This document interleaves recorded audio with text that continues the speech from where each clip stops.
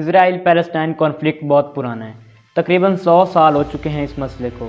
اس conflict کو completely سمجھنے کے لیے ہمیں ہسٹری پہ نظر ڈالنی ہوگی۔ ورلڈ وار 1 سے پہلے پیلسٹائن پہ اوٹومن امپائر یا سلطنت عثمانیہ کا کنٹرول تھا۔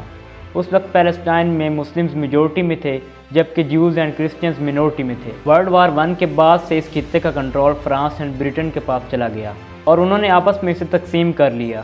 پیلسٹائن پہ برٹن کا کنٹرول دیکھ کے یہودی بڑی تعداد میں یہاں آنے لگے۔ پیلسٹینینز مقامی عرب افراد کی ٹینشن اس وقت بڑھی جب برٹن نے یہودیوں کے رہنے کے لیے پیلسٹائن میں جگہ مختص کی۔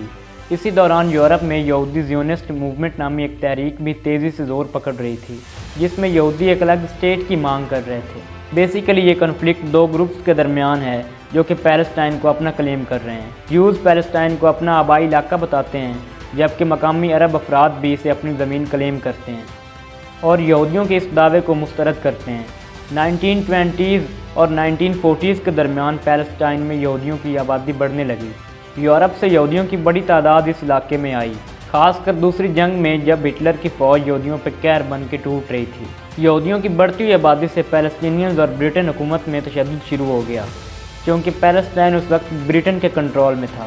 زیونسٹ آرگنائزیشن نے اس وقت کئی ملٹری گروپس بنائے جو کہ پیلسٹینینز پہ حملے کرتے تھے اور برطانوی حکومت پہ دباؤ ڈالتے تھے ایک نئی اسٹیٹ بنانے کے لیے۔ 1947 میں جب مقامی پیلسٹینینز اور جیوز کے درمیان تشدد حد سے بڑھ گیا تو UN نے ووٹنگ کے ذریعے فیصلہ کیا کہ پیلسٹائن کو 2 ٹکڑوں میں تقسیم کیا جائے جس میں ایک ریاست یہودیوں کی ہو اور ایک ریاست عربوں کی۔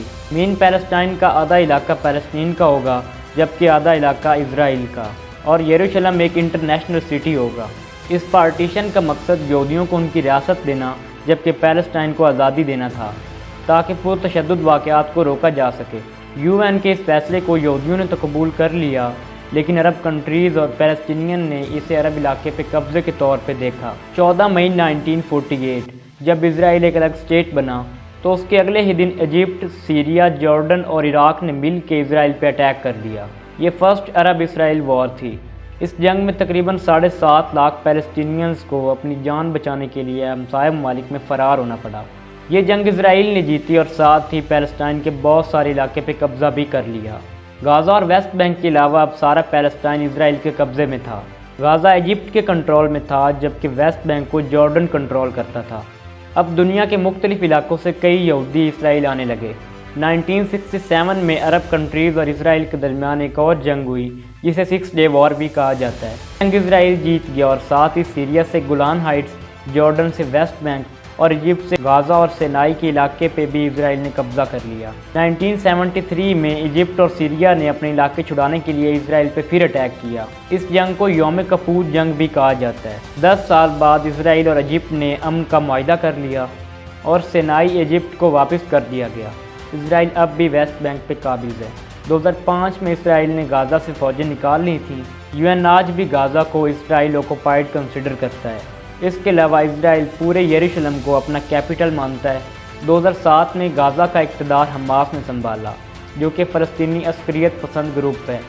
حماس ایک میلیٹنٹ گروپ ہے جس کے چیف اسماعیل ہانیہ ہیں۔ حماس کے پاس راکٹ، اسلحہ اور دیگر شارٹ رینج میسائل موجود ہیں۔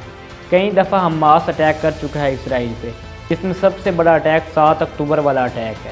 بیسیکلی حماس کا مقصد ایک خود مختار فلسطینی ریاست کا قیام ہے۔